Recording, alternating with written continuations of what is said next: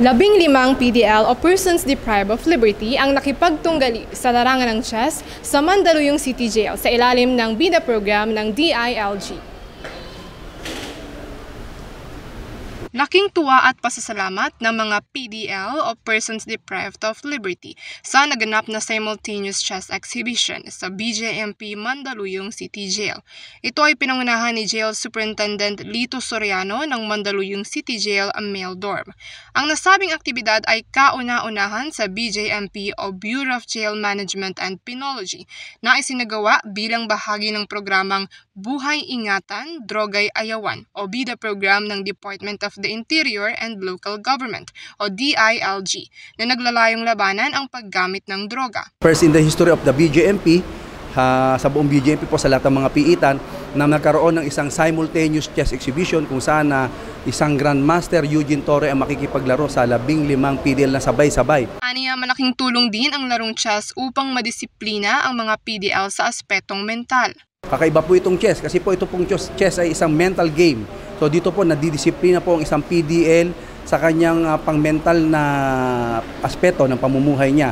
Kasama po yan sa isa sa mga disiplina na pinopromote po natin sa mga persons deprived of liberty. Ang aktibidad na ito ay dinaluhan din ng Asia's first Grandmaster and Chess Hall of Famer na si Eugene Torre, kung saan ay sabay-sabay siyang nakipagtunggali sa 15 PDL. Ako, naniniwala ako na malaking may tutulong ang chess, lalong-lalo na sa ating mga nasa preso na mga kapwa Pilipino dahil kahit papano makakatulong ito para ma-promote yung kanilang discipline, yung kanilang kaugalian.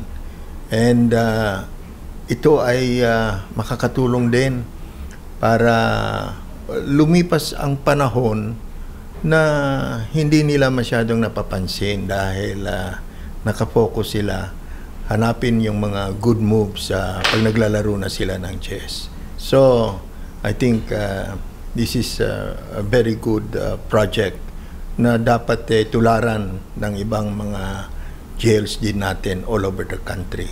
Ibinahagi rin niya ang kahalagahan ng ganitong aktibidad sa mga kababayan nating nasa loob ng piitan. Parang buhay nga ang chess na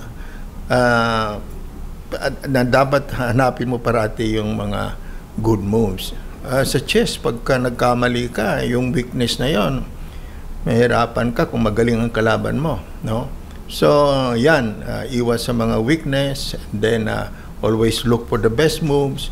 Marami kasi mga options And hopefully nga, yung ganitong attitude na napopromote sa paglalaro ng chess, na hinahanap mo parati yung mga best moves, mas importante sa akin na kung ma-apply din sa buhay. Laking pasasalamat din ng mga PDL sa naganap na aktibidad. Napakaganda po ng ganitong activities para sa aming mga PDL, katulad nga pong sa loob ng piitan, napakalungkot po talaga. Pero dahil po kay Warden, ano po siya ng ganitong palaro para sa aming mga PDL, para sa aming mental block, para hindi na po kami mag-isip sa pamilya namin at siya paano po may nagagawa po kami rito sa loob.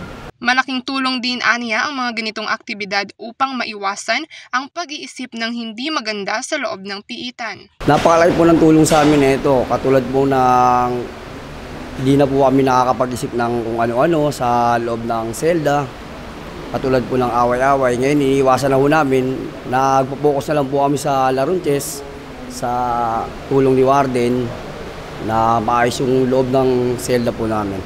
Hinikayat din ng ilang PDL ang pagtigil sa pagkakaroon ng masamang bisyo. Sa mga katulad ko dyan na mga nagbibisyo, walang mararating sa buhay mga bisyo na yan. Sisirain lang ang pagkatao nyo yan. Hanggang maaga pa lang baguhin nyo na yan. Dahil dito sa Mandaluyong City Jail, nabago na po ako. Ang aktibidad na ito ay inaasahang magpapatuloy taon-taon sa loob ng BJMP Mandaluyong City Jail. Para sa Diyos at sa Pilipinas kong mahal, Sarah Llagas, nag-uulat, ASM9 News.